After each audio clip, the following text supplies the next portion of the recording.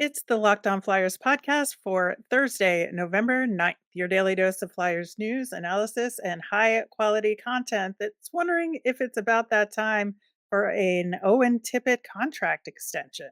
I don't know. We hear different things about this. Your Locked On Flyers, your daily podcast on the Philadelphia Flyers. Part of the Locked On Podcast Network. Your team every day.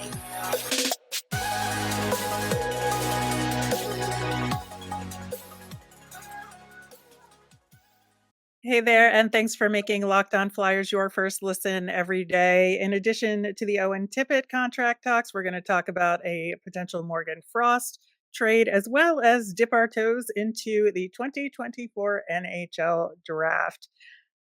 You can find us as a show at Locked On Flyers on Instagram, Threads, and Blue Sky as well. Of course, I am, as always, joined by Russ Cohen. He's everywhere you look on social media at Sportsology. I'm on the app formerly known as Twitter at rmiriam. You can subscribe or follow us for free over on YouTube.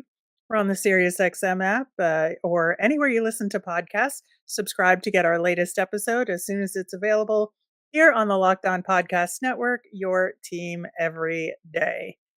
Russ, we have sort of danced around the topic of a Morgan Frost trade a little bit, especially when he's been out of the lineup. We saw with the return of Sean Couturier, Morgan Frost then was out of the lineup in the last game.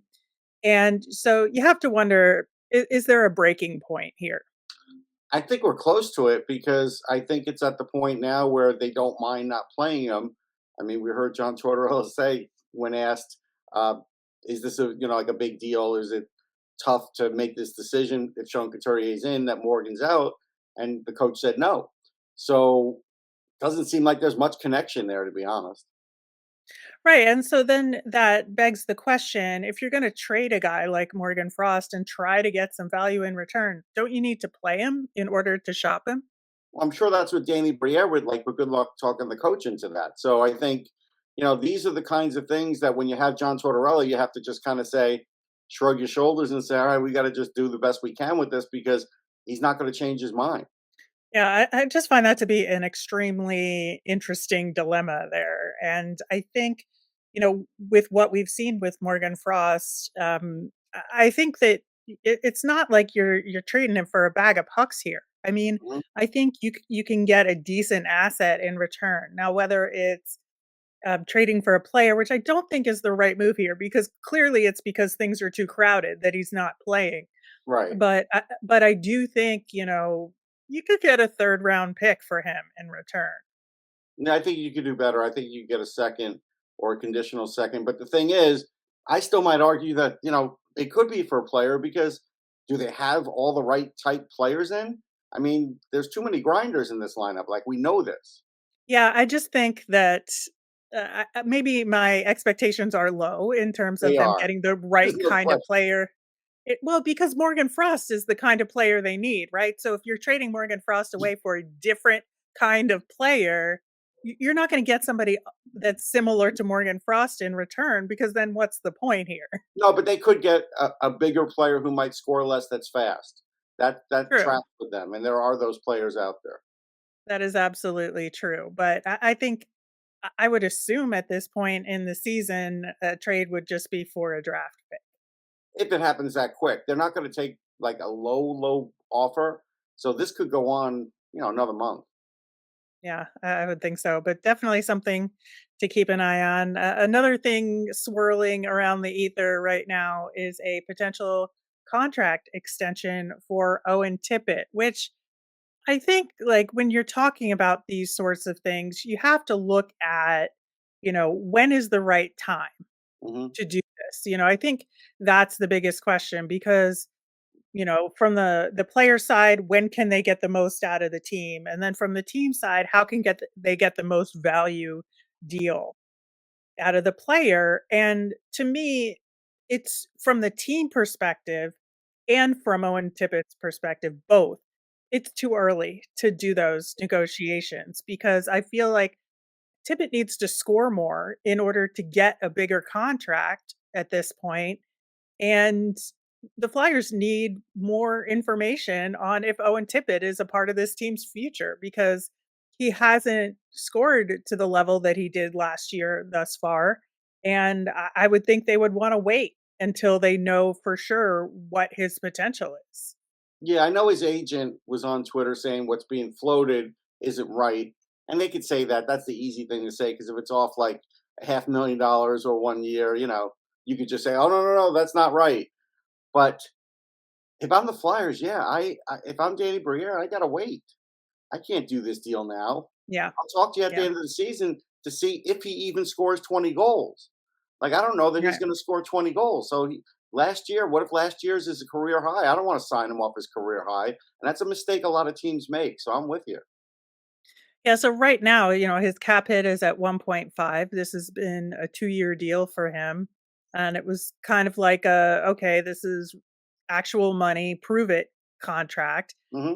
I think he has proved it to some degree, but again, he's off to a slow start. And yeah, I would think that they would want to wait at least until around the trade deadline to figure it out because at that point, they're going to make the decision whether or not they're keeping him or they want to keep him for the long term, right? Yeah. But then also, they'll see what his value is on the trade market and they can use that in negotiation here. Both, Yeah. both sides can use that. So I think There's that no way that number of 7 would ever get paid to him. Even if he scored 20 something goals more this year, no. you're not paying him that. And 6.5 is still a little high. Like, I have to look at that and say, okay, we really like you, Owen, but there's a limit here. Yeah, if he starts producing a little bit more, I'm still putting him in the 3.5 to 4 range. Yeah. And Yeah, if let's use a good example. yeah. A good example is I looked up Eric Holla, right? Who was Hmm. started off hot. He's got 7 points in 11 games. He also had 41 in 80 last year. And Eric Holla, I think he's making, says 2.75 a year. That could be wrong though. Hold on, I think it's switching. 3.1. So he's making 3.1 a year, and that's similar point totals to what you're getting out of Tippett, except not this year, right? So it's like if he's making 3.1, all right, you're like our guy, you're tough. I'll give you 3.5, but it's hard to Yeah. ask for more than that. Yeah, now I'm not comparing them as players, but I'm comparing them as far as their contribution to the team here. I look at Scott Lawton's contract and I see that as comparable to what Owen Tippett can contribute to this team. Different ways, but that's kind of the tier I would put Mhm. him at the moment. He hasn't put himself in a Travis Konechny tier No, yet at all. And no even if Farabee. he or Farabee, and if he ends up between those 2 tiers of players on the team, that's still like 3.5 to 4, right? Right. I think even 4 is like a little bit too much, but okay. Yeah, If you want him on long years, you might have to pay that, and that's fine. I could right, live with that. right. Yeah, that's where the range comes from is with the term, right? So, Yeah. I think that it's just one of those things where this is just not the right time to be making a deal with Owen Tippett. No, it's not. Timing's bad. Yeah, agreed. Before we switch gears to talk about the NHL draft, just still kind of internalizing the last game versus the Sharks. And I certainly hope that they consider some changes moving into the next couple of games because I do think this is a situation where they're now going to be playing much more talented teams and teams that are on good runs and they just need to step up their game. And I feel like there's some adjustments that have to be made there in order to do it. One of They which is have putting Morgan Frost in. Here's the ironic thing. They have practice time on this trip. There are days in between. But then when you get a quote out of John saying, hey, sometimes just going out and having a beer with the team is as good as practice. I don't know. I don't believe that. Do you? I mean, I Why think can't there's I do something both? Why there's can't I do something both? yeah. Yeah, I think there's something to it in terms of bonding and these road trips. But you're right. You can absolutely do that and practice. They need to figure out some power play stuff and You go make those 7-1 on the adjustments. year. Go ahead. Knock yourself Yeah. out. but they're not. Yeah, have some time with Cam York's family, Right. sure. Like, love to see that, It's a but long day. There's a lot of hours in a day. yeah. Yeah, I definitely think they need to, even if it's not an intensive practice, but it's a quality practice, in terms of what you're working on as a team. Yeah. I just think that is absolutely important. But yeah, we'll talk more about the weekend matchups on tomorrow's show. But in the meantime, we are going to talk about some draft eligible prospects we should keep an eye on coming up next. All right, we will be previewing those games, like I just said, on tomorrow's show in Anaheim and LA. Gonna be some tough ones there. In the meantime, it is November now, so maybe October is too early, but November is just on the other side of not quite too early to It's start talking. earlier than I used to do it, and it's earlier than what makes me comfortable. But there's a demand out there, so we're trying to meet the demand. Yeah. So we are going to start talking about the 2024 NHL draft, looking at the birth years of these kids and getting very upset Oh, about don't it. even But go there, man. yeah, yeah. Oof. But yeah, but there's, some potential draft picks out there that are worth keeping an eye on as these seasons progress and seeing, where their seasons go and who rises and sort of who falls in terms of their output, their quality of play this year. And I think, one of the biggest names that's on a lot of people's minds is Cole Eiserman. And I certainly love what I've seen of him so far. He's a left winger with the U.S. National Team Development Program. Really great pedigree with the Bruins youth program, and then went to Shattuck for a little bit. On the younger side, won't be 18 until late next summer, but still a tremendous player. Now, we did mention this a little bit on the show. Over the summer, but in September, he had been committed to Minnesota, but he switched that commitment to Boston University amongst the upheaval in Minnesota there. And, he is a New England kid. So it sort of made sense, right? Yeah, when I spoke to him, he wants to play in the bean pot in the worst way. So that's a part of it. Plus, his grandmother can see him play. I think that's what he said, and it's family. Family can see him play, and that's a big deal. So he wanted that. The kid's tremendous. Uh, there's a player like for the Dallas Cowboys, Micah Parsons, who literally lines up anywhere on the field and seems to be able to make plays. You could put him on the fourth line. You could put him on the right side. You could put him on the left side. He is always going to make plays. He's always, I mean, when he gets into the offensive zone, he's getting there quicker than almost anybody in the ice. Now, the one thing though is sometimes he gets there too soon and either has to wait on the other guys or try to have to figure out a different play while he's doing that, while he's waiting, because he has so much time. But I think that's something that will come in time. I think that time and space gap will tighten as he moves up the ladder and it won't be such a big deal. But great shot. His hockey sense is Yeah. good. It's not like super fantastic, but it's good. He scored a hat trick early on in the season. That was nice. He's a pass or shoot guy. He is one of those. And when he's in the offensive zone and he's got the puck on his stick, you have to watch out. Yeah, you mentioned a hat trick. The USNTDP played the aforementioned Boston University in one of BU's preseason exhibition games. He got a hat trick in that game, and BU lost that in kind of an embarrassing fashion.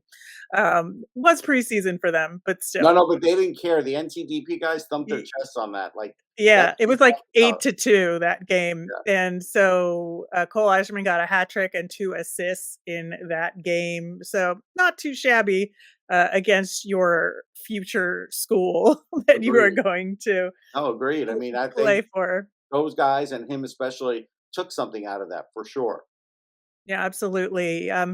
Last season, he had 69 goals with the U17 squad, and, you have to wonder, is he gonna get 70 or more this year? He could. He legitimately could. I'm going to say because he wants to play make a bit, maybe he won't. But I have been watching him for a couple of years, and the talent's there. So, yeah, I'd say it's a 50-50 chance. Yeah, I'm very curious to see how that goal watch goes. They talk about the OV goal watch. I'm looking at Cole Eiserman to see if Yeah, he breaks the record for the development program there. I think that would be kind of fun for him. it'd be great. Yeah.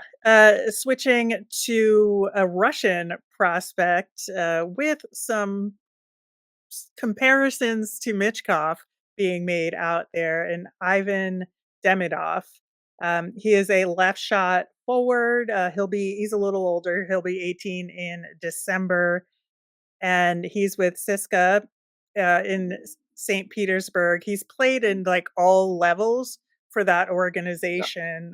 I believe his most recent game was at the MHL level, but he is kind of currently ranked just below Cole Eiserman in the 3 spot.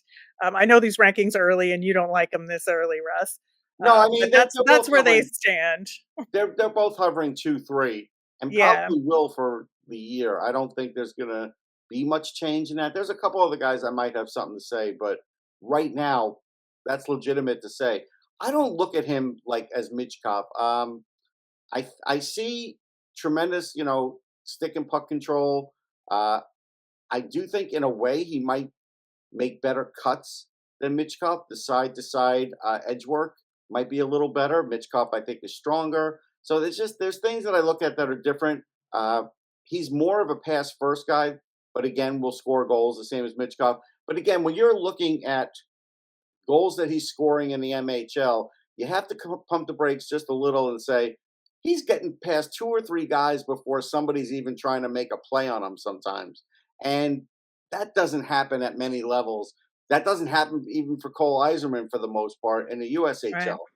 So you have to look at it that way. Now, if he goes up in the KHL and does the same thing, then you have a better idea, and we might have a better idea later this year if we get that look. But he's a tremendous talent, definitely a high octane player, capable of scoring, 75, 80 points or more in the NHL someday. So going to be a great player. He does have a knee injury, and that's going to keep him out. I think I heard 2.5 months, something Right. like that. So that's an issue too.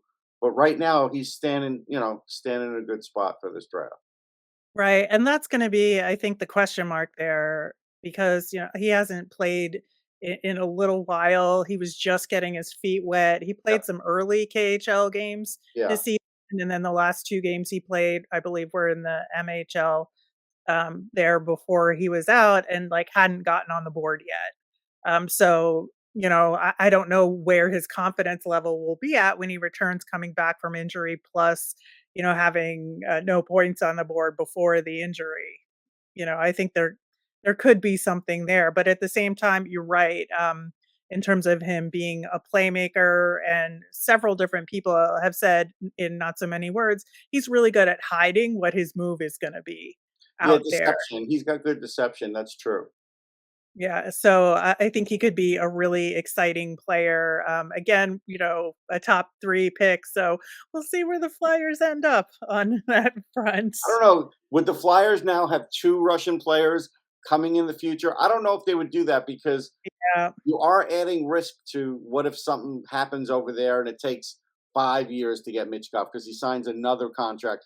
I'm pretty sure Kuznetsov signed the second contract before he came.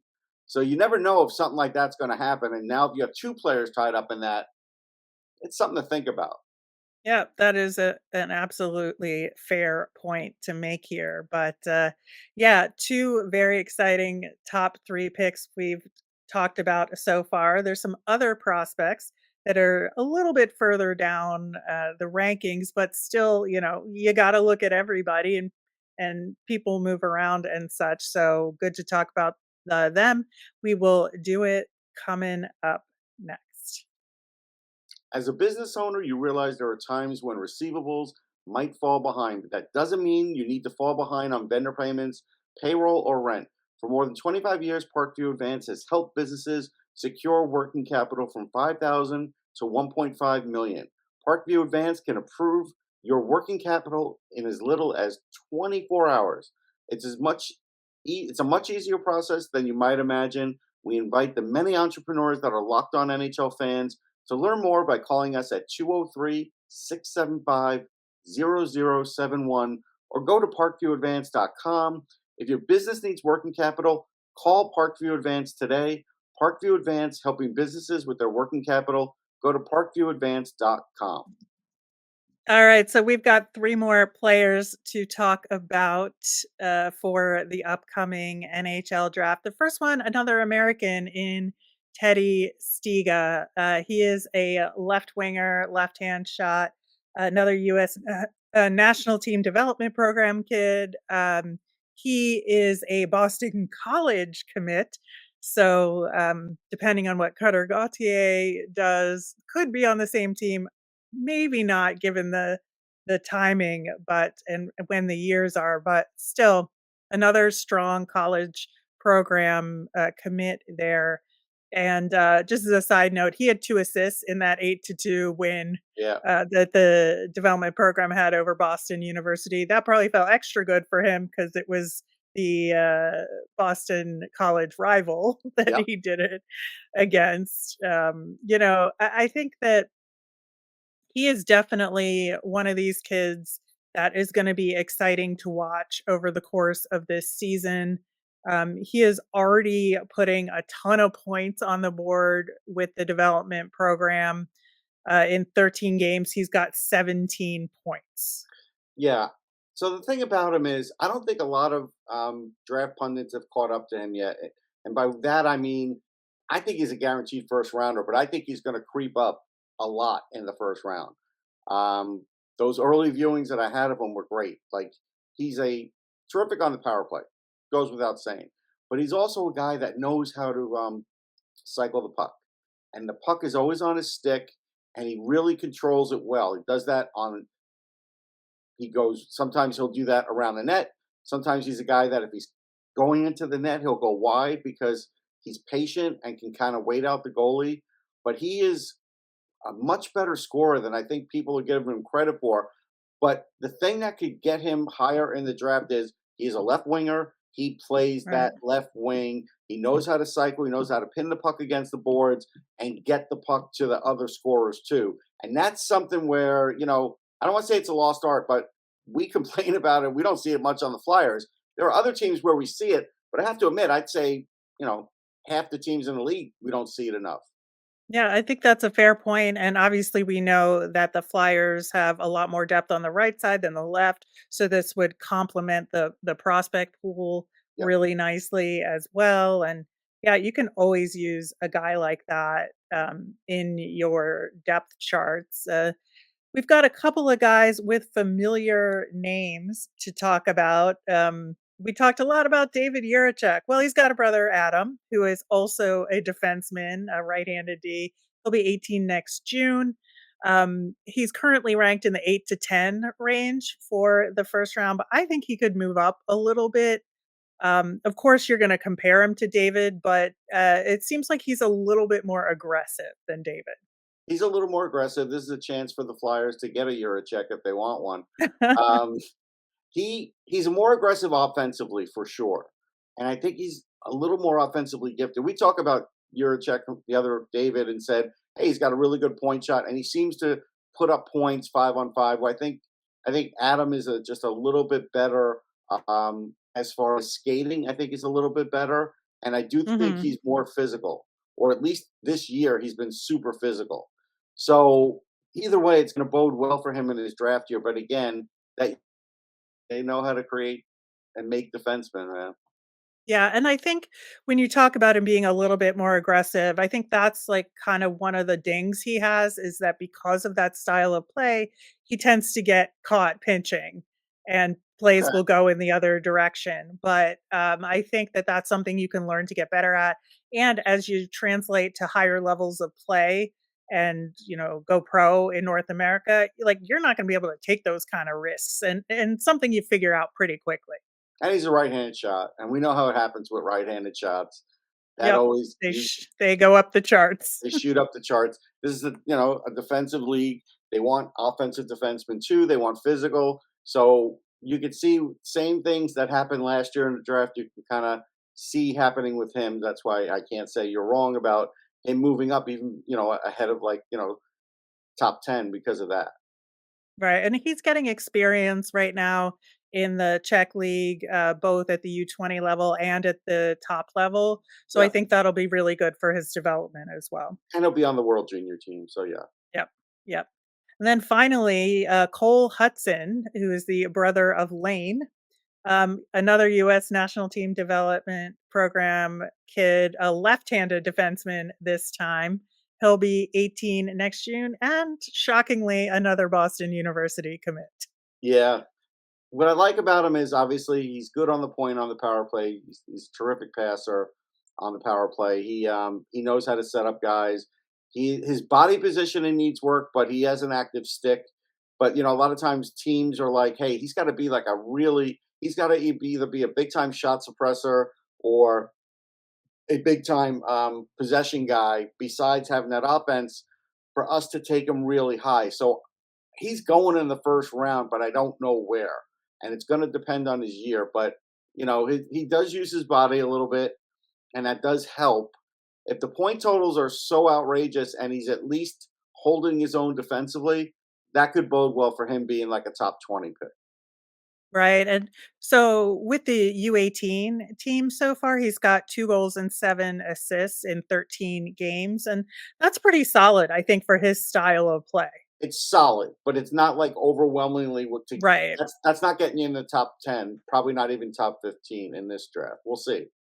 right, and like, so far, he's projected mid to late first round. Yes. So, I think that kinda checks out, but, yeah, I do think that there's a lot of potential here, and Lots. he is, like, we said, these are guys you should keep an eye on. Well, he with him, it's how is the rest of his season gonna go, like you said, and we'll see if he goes up the rankings or down or Yeah, we'll wherever and see how where the many first Flyers. rounders the Flyers have when it's all said and done, and Yep, that matters and too. where they are. Yeah. Yeah. Yeah, because there's the potential for multiple picks here, so we gotta see where that falls as well. The Hudsons are also New Jersey natives, so more local than maybe some of the others. I know he's a Boston University These are commit, the but Hudson brothers, but not the Hudson yeah, brothers from like the correct, 70s who were like correct. who had their own show on TV when I was a kid. All right. Well, I'm excited to get more into draft research and be watching a lot of junior hockey and college hockey and seeing where the potential draft picks are going to go this year. In the meantime, as we said, the Flyers have a tough back to back this weekend against the Ducks and Kings. We're going to talk about that more on tomorrow's show. As a reminder, we always want to hear from you. If you've got a mailbag question, send those in via Twitter at Locked On Flyers. You can email us at lockedonflyers@gmail, or you can comment over on our YouTube channel. I'm Rachel. I'm on Twitter at rmiriam. That's RMIRIAM. I'm Russ. I'm at Sportsology, SPORTSOLOGY. Have a fantastic day.